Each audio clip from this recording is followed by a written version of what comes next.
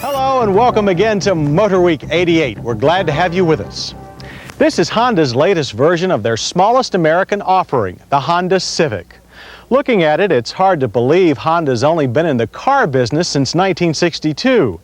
And it's even harder to believe this Civic can trace its roots back to the tiny two-cylinder Honda N600 that came to the U.S. back in 1970, or the original Civic of 1972. This new one is 16 inches longer, 12.5 inches wider, and 400 pounds heavier. The Honda progression might lead you to believe the company has taken on the old American longer, lower, wider approach to engineering. The truth is, there's a lot more to this Civic than extra bulk. To start with, the Civic's design is all new, so its expanding dimensions envelop a better suspension and engine and a new, if not necessarily better, mission. For the first time in Honda history, the Civic now wears the LX Luxury badge. The base Civic DX, of course, is still available, but Honda figures even small car buyers these days want painted bumpers, full wheel covers, and chrome window trim. And on the inside, power door locks, power steering, power windows, power mirrors, and all the other powers, rights, and privileges that come with the title LX. The front bucket seats, still with manual adjustments, have a firm feel of some European cars and are covered in cloth.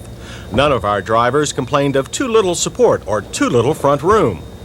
But one of our taller drivers did complain about too little upward travel in the LX's standard adjustable steering wheel.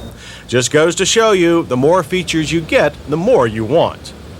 A lot of drivers these days want seat belts that don't cut across their necks. The Civic will oblige with an adjustable top seat belt mount. Convenience has always been a Civic virtue. Everything on the dash, with the possible exception of the cigarette lighter, is half an arm's reach away. And there's no shortage of inside storage compartments.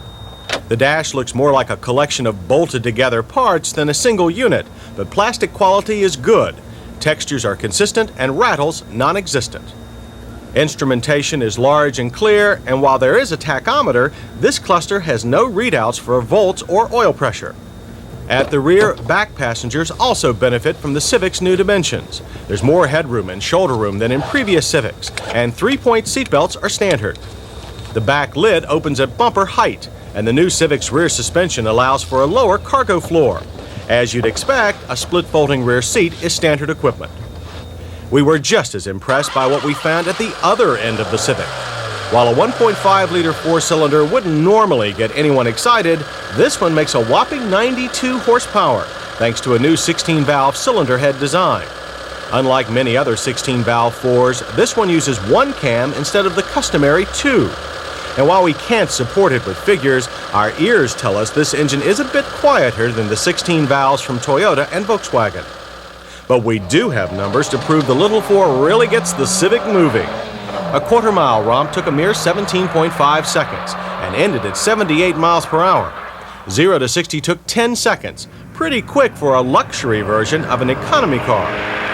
The Civic doesn't know it's an economy car. It takes to a wheel-spinning launch better than some so-called sports sedans, and its well-chosen gear ratios make sure power keeps flowing in any given situation. We only hope the insurance underwriters of the world don't find out just how much fun acceleration or the simple act of changing gears in a Civic can be. This is the smoothest, quickest, most accurate front-drive shifter in the business. Detroit should take it apart and figure out just what makes it tick. And then there's the Civic's fully independent suspension. Unlike most inexpensive cars, the Civic uses a fairly elaborate design, a double wishbone system instead of the less expensive to build strut type. The result is a car that enjoys being tossed around. Light-footed and nimble, the Civic takes to a turn with mild front-end plow.